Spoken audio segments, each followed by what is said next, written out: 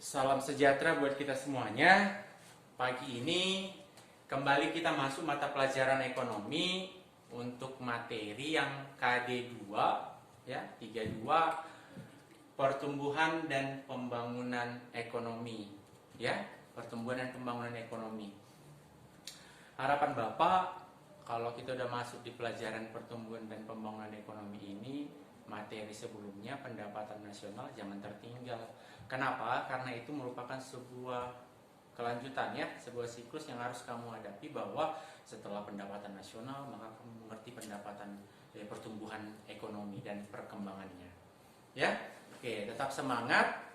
Sebelum kita lanjut ke pertumbuhan dan pembangunan ekonomi, sebagai pengantar untuk refleksi diri, Bapak sampaikan video. Silakan disaksikan.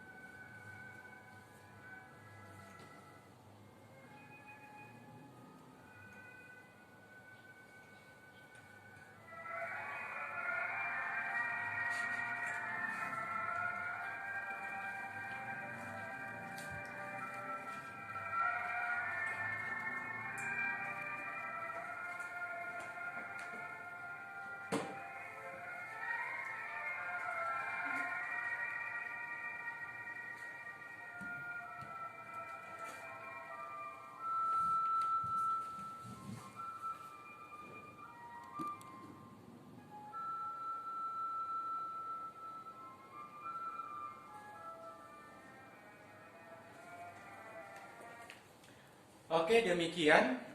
Semoga memberi sebuah refleksi diri.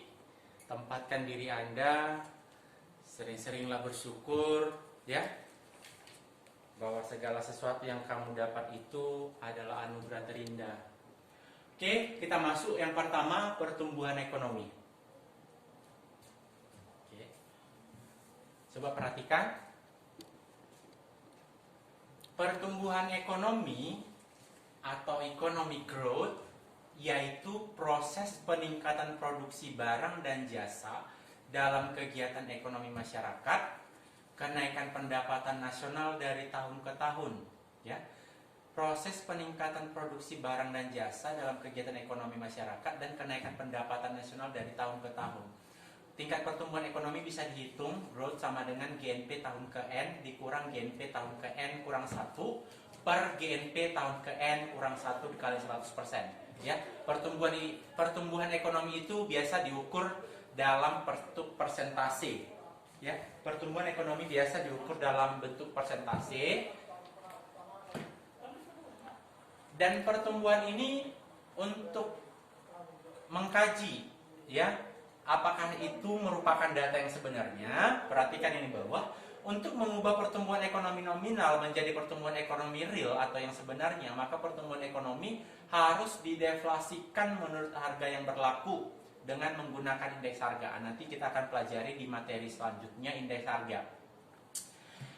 Artinya, pertumbuhan itu apakah memang benar-benar tumbuh? Ya, pertumbuhan itu apakah benar-benar tumbuh? Kalau kamu perhatikan lingkungan di sekitar rumah, coba perhatikan kalau ada tumbuhan di dalam ya, di halaman depan. Itu sebenarnya bisa kamu kaji, ini tumbuhan, ini bunga, apakah tumbuh atau tidak. Padahal hidup gitu. Nah, perekonomian pun seperti itu. Ada sebuah perekonomian hidup, tetapi bisa dikaji apakah memang benar tumbuh atau tidak. Nah, itu dia ya. Jadi kalau kita mau melihat pertumbuhan ekonomi itu real sebenarnya nyata-nyatanya di masyarakat, kita harus deflasikan dengan indeks harga, dengan menggunakan indeks harga. Untuk pembelajaran indeks harga akan kita pelajari di kedepannya. Oke. Berikutnya, coba perhatikan dari pengertian pertumbuhan ekonomi tadi, ya, dari pengertian pertumbuhan ekonomi, ada 3 unsur yang harus kita kaji. Yang pertama adalah proses, yang kedua kenaikan output nilai, ya, kenaikan Q jumlah, dan kenaikan per kapitanya, ya, output per kapita. Yang ketiga adalah waktu atau time series-nya. Yang pertama bahwa katanya pertumbuhan ekonomi itu adalah proses. Kegiatan tersebut, kegiatan perekonomian berlangsung secara terus-menerus dan terkait dengan bidang-bidang lainnya. Ya, kalau kita gambarkan sebuah mata rantai, itu saling berkaitan. Nggak boleh di-stuck di satu sektor gitu. Yang kedua adalah kenaikan output. Terdapat 2 variabel yang menentukan kenaikan output per kapita. Yang pertama itu pendapatan dan jumlah penduduk. Kemarin kita udah pelajari per kapita income. Per kapita income itu kan rumusnya PCI sama dengan GNP per jumlah penduduk. Nah, jadi GNP-nya dan jumlah penduduknya. Untuk dapat memperoleh tingkat pertumbuhan yang positif, maka kenaikan GNP, persentase kenaikan GNP harus lebih tinggi dari persentase kenaikan jumlah penduduk. Wajib. Jangan kita naikkan GNP tapi jumlah penduduknya juga naik. Apalagi kalau jumlah kenaikan penduduk itu lebih tinggi daripada GNP, nggak ada artinya. Jadi kenaikan jumlah penduduk, persentase kenaikan jumlah penduduk jangan lebih tinggi dari persentase kenaikan pendapatan GNP-nya. Ya, sebaiknya persentase kenaikan GNP itu harus lebih tinggi daripada persentase kenaikan jumlah penduduk. Yang ketiga adalah time series. Artinya pertumbuhan itu berlangsung secara terus-menerus. Jangan stop naik, jangan stop naik. Artinya pertumbuhan itu kita harus lihat bahwa perekonomian berlangsung positif secara terus-menerus. Bisa 5 tahun, 10 tahun, 20 tahun. Kalau bisa selamanya positif. Tapi apakah bisa demikian? Tidak, karena ada gangguan kan? Karena ada variabel-variabel pengganggu. Contohnya seperti pandemi COVID-19 ini. Ini bisa-bisa membuat resesi. Kenapa? Karena perekonomian hampir tumbuh negatif. Gitu. COVID-19 ini bara bahaya ini bagi perekonomian dunia. Jangankan Indonesia, seluruh dunia kena. Gitu. Ya, itu variabel pengganggu. Oke, kita lanjut. Jadi apa faktor-faktor yang mendukung pertumbuhan ekonomi? Apa faktor-faktor yang mendukung kenaikan pertumbuhan ekonomi? Yang pertama ada sumber daya alam, 2 penduduk dan tenaga kerja, barang modal dan teknologi, sistem sosial dan sikap masyarakat, 5 pasar. Ya, saya pikir di faktor-faktor ini nggak ada yang terlalu dikhawatirkan atau nggak ada yang perlu dipertanyakan. Sumber daya alam ya wajar, semakin kaya sebuah negara, pertumbuhan ekonominya pasti positif jika digunakan sebaik mungkin gitu. Ya. Penduduk dan tenaga kerja, penduduk yang besar itu memunculkan pasar yang besar. Kenapa? Karena agregat demand-nya akan tinggi, permintaan keseluruhannya akan tinggi. Jadi sebuah negara yang memiliki jumlah penduduk yang besar itu menjadi sebuah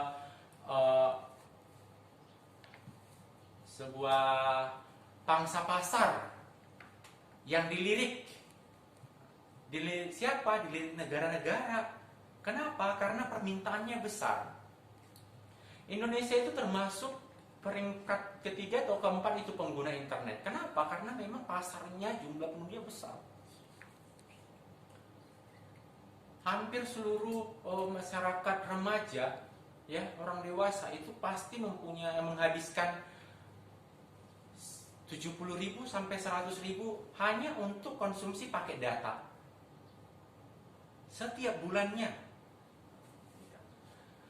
Ya, itu dia. Makanya penduduk dan tenaga kerja ya, tenaga kerja yang produktif pastinya ya.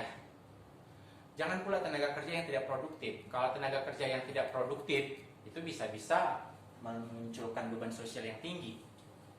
Yang ketiga, barang modal dan teknologi. Kita yakini contoh Indonesia ini masih minim barang modal dan teknologi. Makanya transfer teknologi sangat dibutuhkan dari negara-negara berkembang seperti semacam Amerika, Korea, Jepang, dan lain sebagainya. Sistem sosial. Apakah sistem sosial mempengaruhi pertumbuhan ekonomi? Benar. Contohnya di mana? Bagaimana sistem sosial bisa menerima sebuah perkembangan? Ya, bagaimana tradisi masyarakat, bagaimana budaya masyarakat mampu menerima perkembangan perekonomian. Ada sebuah daerah, contoh ya, ada sebuah daerah investasi masuk, ya, contoh di Tarutung, investasi masuk ke Tarutung. Rupanya karena sistem sosial masih sangat, ya, bagaimana kita katakan, masih zaman dulu lah pemikirannya gitu. Jadi investasi ditolak. Apapun ceritanya, perekonomian jika investasi tidak diterima ya akan seperti itu saja. Contoh, ambil PT Sol yang ada di Pahai. Itu apapun ceritanya, perekonomian masyarakat Pahai naik karena adanya PT Sol. Ya. Nomor 5, pasar. Nah, sama seperti tadi yang Bapak katakan di nomor 2, penduduk yang besar itu memunculkan pasar yang besar. Permintaan keseluruhan, agregat demand-nya tinggi. Itu dia. Ya. Oke, itulah faktor-faktor yang mendukung pertumbuhan perekonomian. Jadi apa indikatornya? Indikator pencapaian pertumbuhan itu dihitung dari GNP. Kembali lihat rumusnya. GNP tahun ke N dikurang GNP tahun N kurang 1. Artinya kalau kita mencari pertumbuhan 2010, maka GNP tahun 2010 dikurang GNP tahun 2009 per GNP tahun 2009. Ya, sekali lagi. Kalau kita contohnya mengambil tingkat pertumbuhan tahun 2010, maka data yang kita butuhkan adalah GNP tahun 2010 dan GNP tahun 2009. Oke, itu dia. Contohnya seperti ini.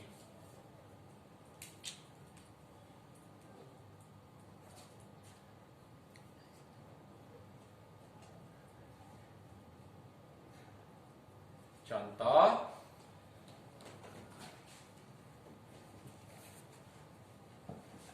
negara X memiliki data GNP tahun 2010 $154 miliar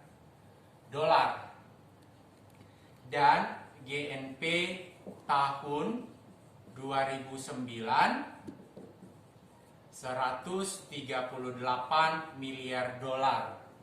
Lalu ditanya,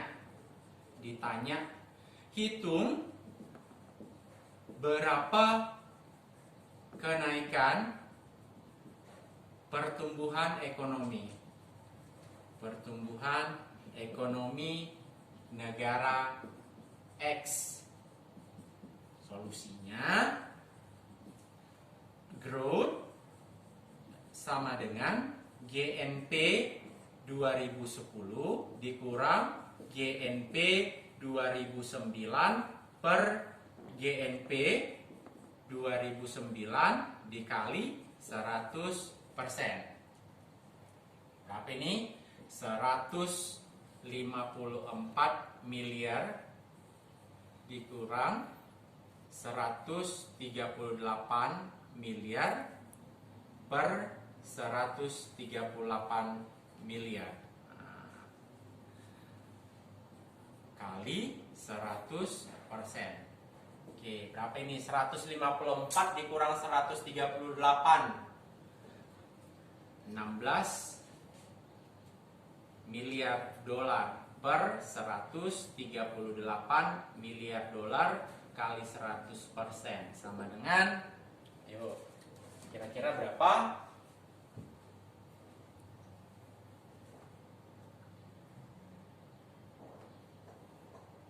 $138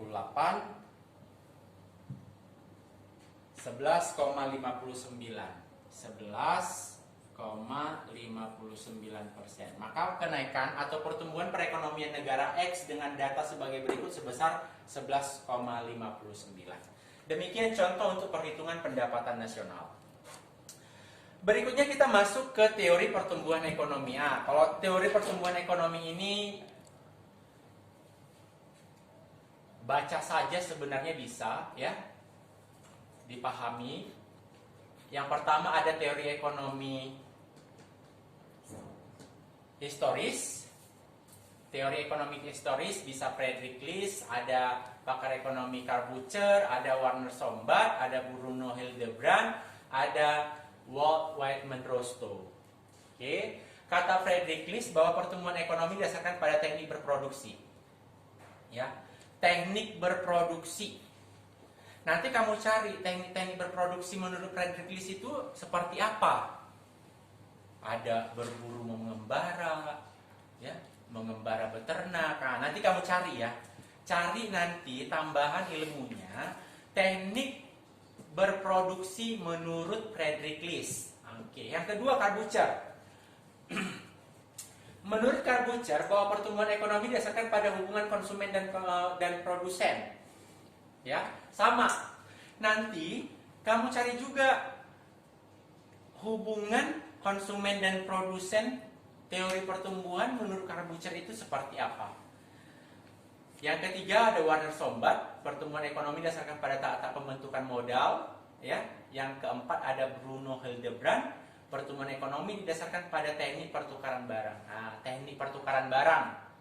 Kalau kita kemarin di SMP ada bicara uang, ada barter, ada benda yang dianggap sebagai uang, ada uang, dan sekarang yang muncul adalah kredit. Nah, itu maksudnya. Sebuah negara yang sudah menerapkan cashless society berarti itu negaranya udah maju. Apa itu maksudnya cashless society? Negara yang melakukan transaksi tanpa uang tunai. Jadi siapa pernah di sini belanja yang pakai kartu? Nah, itu termasuk udah cashless society itu maksudnya. Yang kelima Walt Whitman Rostow dalam bukunya yang berjudul The Stage of Economic Growth. Rostow menilai bahwa pertumbuhan ekonomi itu didasarkan pada tahapan pemenuhan pertumbuhan. Ya, nanti dicari ada 5 tahapan-tahapan dari Rostow. Yang berikutnya ada teori ekonomi klasik. Ini teori-teori yang sangat familiar dan masih berlaku sampai sekarang. Ya, ini teori yang sangat familiar dan masih berlaku sampai sekarang. Walau mungkin banyak negara yang sudah mulai meninggalkan dan beralih pada teori ekonomi neoklasik nantinya dari James Keynes. Tapi teori ekonomi klasik yang dipelopori oleh Adam Smith sangat fenomenal. Makanya Adam Smith sampai sekarang dikatakan bahwa Adam Smith itu adalah bapak ekonomi modern. Walaupun perekonomiannya pada saat itu nggak modern gitu.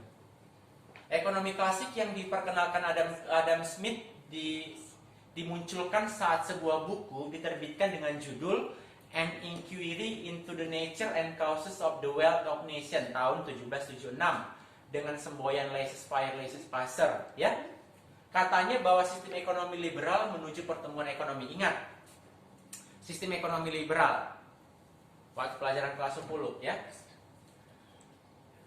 Dan teori invisible hand.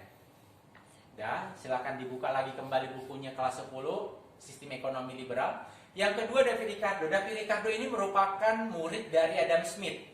Dalam bukunya yang berjudul The Principle of Political Economy and Taxation tahun 1817, katanya bahwa tenaga kerja yang melimpah akan menuju upah subsistence atau upah minimum. sehingga perekonomian akan mengalami stagnasi. Artinya, kalau jumlah penduduk meledak, itu bisa memunculkan upah yang murah. Nah, jadi pertumbuhan penduduk juga harus dikontrol, ya. Jadi dia hampir bertolak belakang dengan pendapat Adam Smith kan yang mengatakan bahwa tenaga kerja adalah sumber kemakmuran. Nah, jadi kalau di David Ricardo enggak, bukan hanya tenaga kerja yang menyebabkan kemakmuran. Tenaga kerja yang melimpah itu bisa menyebabkan stagnasi, pelemahan nilai upah yang diterima pekerja. Yang ketiga, Terry Malthus dalam bukunya yang berjudul An Essay on the Principle of Population tahun 1796, katanya pertumbuhan penduduk yang mengakibatkan pertumbuhan ekonomi menurun. Ya, pertumbuhan ekonomi menurun karena kekurangan pangan. Hampir sama dengan pendapat David Ricardo. Jadi pertumbuhan penduduk itu harus dibatasi. Ya, harus dibatasi. Kenapa? Karena pernah kan Terry Malthus mengatakan bahwa deret hitung untuk pertumbuhan makanan, sementara deret ukur untuk pertumbuhan populasi. Artinya ada ketidakseimbangan antara pertumbuhan makanan dengan pertumbuhan populasi. Lebih cepat pertumbuhan populasi, ya, lebih cepat pertumbuhan populasi. Itu dari Terry Malthus. Yang keempat, JBC atau Jean Baptiste dalam bukunya yang berjudul Teori Ekonomi Politik, terkenal dengan Say's Law, ya, katanya supply creates its own demand. Ya, supply creates its own demand. Nih, JBC katanya supply creates its own demand. Demand. Nah, nih. Artinya penawaran akan memunculkan permintaannya sendiri. Penawaran akan menciptakan permintaannya sendiri. Silakan berproduksi, silakan berproses. Ya, silakan berproduksi, silakan berproses. Bakalan ada nanti yang meminta itu barang. Itu dia untuk teori ekonomi klasik. Silakan nomor 1, 2, 3, 4 ini yang paling sangat populer. Dan yang terakhir teori ekonomi neoklasik. Oke. Yang pertama ada Robert Solow. Solow menekankan bahwa pertumbuhan ekonomi dicapai jika ada pertumbuhan output. Artinya pertumbuhan barang produksi yang dilihat, bukan pertumbuhan populasi. Ya. Pertumbuhan output yang dilihat, bukan pertumbuhan populasi. Yang kedua, Harold Domar.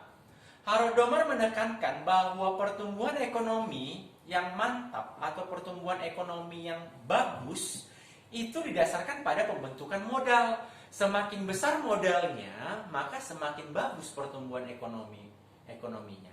Kenapa? Karena modal itu dipengaruhi oleh dua faktor. Yang pertama, permintaan agregat dan marginal efficiency of capital. Margin efisiensi kapitalnya ini, marginal efisiensi modalnya. Ya. Artinya, ketika Anda membuat satu produk dengan modal X dan membandingkannya dengan menambahnya dengan produk yang lain atau peningkatan jumlah produk X, marginal pengorbanan modal itu yang dilihat. Semakin tinggi, ya nggak bagus. Ya, semakin rendah ya semakin bagus. Oke, yang ketiga, Joseph Schumpeter. Joseph Schumpeter menekankan bahwa pertumbuhan ekonomi terjadi bila ada inovasi. Inovasi dari para pengusaha. Ini paling digalakkan di sekarang. Inovasi paling digalakkan untuk periode sekarang. Era sekarang inovasi sangat dibutuhkan. Itu berkaitan dengan kata Joseph Schumpeter bahwa pertumbuhan akan muncul adanya inovasi. Semakin berinovasi, semakin baik. Pengaruh inovasi itu bisa diperkenalkannya teknologi baru, keuntungan lebih, dan imitasi inovasi. Ya, bisa imitasi inovasi maksudnya Anda bisa membuat produk X menyerupai produk Y gitu. Ya, Anda bisa menyerupai produk X menciptakan produk X menyerupai produk Y. Makanya sekarang banyak barang-barang yang kita lihat adalah dikenal dengan barang KW, ya, asli tapi palsu. Oke, itu dia. Itu untuk teori pertumbuhan ekonomi dari neoklasik. Ada neoklasik, ada klasik, dan ada historis. Silahkan dipelajari. Nanti setelah pembelajaran ini akan Bapak kirimkan kuis dari WA Group atau Google Classroom-nya. Kalau ada yang mau dipertanyakan, silakan.